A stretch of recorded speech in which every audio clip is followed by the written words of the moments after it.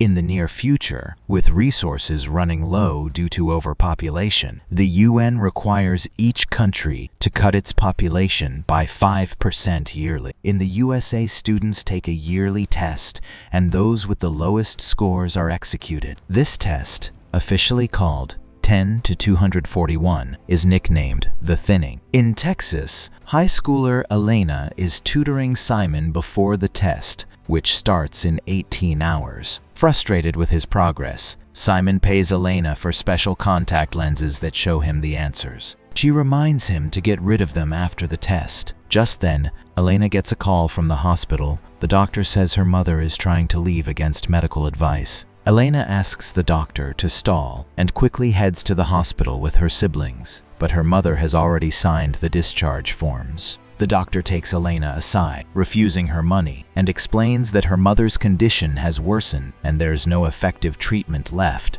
With just 12 hours before the test, the governor's son, Blake, tells his bodyguards he's grabbing food but sneaks out to meet his girlfriend Ellie. The two feel tense, aware they could die tomorrow, so they try to distract themselves. They break into a nearby mansion to use the pool, then head back to the car to make out. Ellie, however, is too nervous about the test to relax. A bodyguard suddenly appears, dragging Blake back home. Governor Dean scolds Blake, saying he should be studying instead of wasting time. He warns that Ellie is a distraction he can't afford until he graduates. Blake doesn't look convinced, but Dean hugs him anyway. 3 hours before the test, guards and police surround the school with fences, barbed wire, and cameras, patrolling to prevent any escapes. Simon arrives early, but when another student accidentally bumps into him, he drops his contact lenses. As he searches, a guard tells him to keep moving. Students say sad goodbyes to their parents as guards inspect their bags and scan them for hidden cheats. Blake approaches Elena, hoping to buy the special lenses,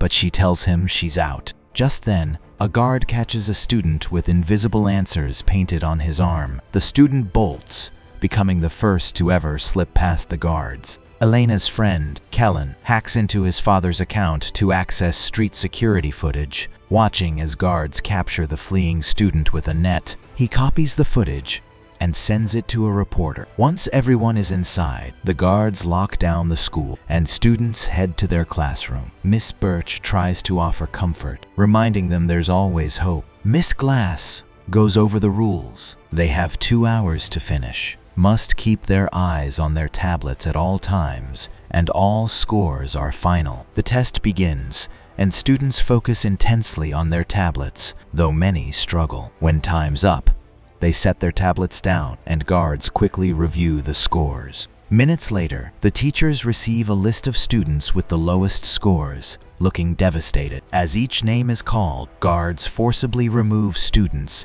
dragging or even hitting those who resist. Blake, Kellen, and Elena pass, but Ellie doesn't, and she is taken away. During a break, Elena notices Simon is also being let out. Desperate, Blake calls his father, pleading for Ellie's life, but Governor Dean refuses, insisting that the law is for everyone. Furious, Blake shoves a guard and hits him with a fire extinguisher, then tackles another guard, urging Ellie to escape. She tries to run, but other students block the hallway, and the guards catch her, dragging her to her death. Blake is also taken away, screaming. A year later, the next test is just 24 hours away. Sarah is overwhelmed with studying and goes to see Miss Glass, who agrees to give her a good grade in exchange for sexual favors. Meanwhile, Miss Birch visits Elena and her siblings, who have recently lost their mother. She brings food and offers support since the younger kids are taking their first test this year. On her way home,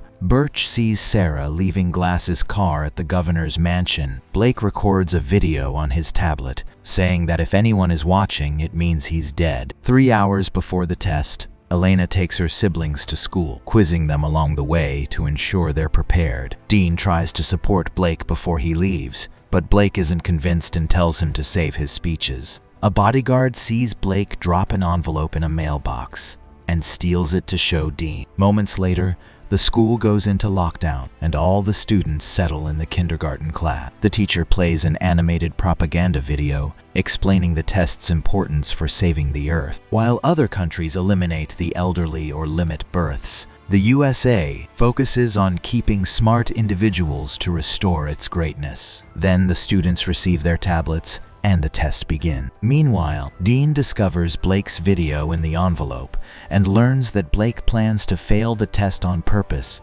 wanting his father to witness his death as a result of the system he defends. Dean quickly orders the bodyguards to bring Blake home, but no one can leave the school during lockdown. After sending his bodyguard out of the room, Dean calls Mason, the head of the school's security. In the classroom, Blake answers questions quickly and incorrectly, finishing early. Miss Glass finds the courage to speak up in the kindergarten class, but when a child raises his hand for help, the teacher refuses because a guard is watching. Eventually, time runs out and everyone puts down their tablets. This time, Mason alone calculates the results instead of a group of guards. The teachers begin calling names, and the child who asked for help is taken away. Sarah screams as she realizes Glass deceived her. Kellen, Elena's siblings, and Blake pass, but Lena fails and is taken away. Miss Birch cries as she reads Lena's name, unable to believe it since Lena is the best student in her class. Meanwhile, Mason calls Dean to confirm that he switched the results. A shocked Blake watches as kids are taken away, while Birch rushes to a guard, asking him to double-check the results, convinced that Lena couldn't have failed. The guards contact Mason, who assures them everything is fine, so Lena must leave with the others. As Birch says goodbye, she secretly hands Lena her keycard, reminding her that there's always hope. Afterward, the school throws a party for the students who passed. Miss Birch sees Miss Glass flirting with another student. Meanwhile, Dean is at a public event, and his speech plays at the party. The movie ends. Thanks for watching.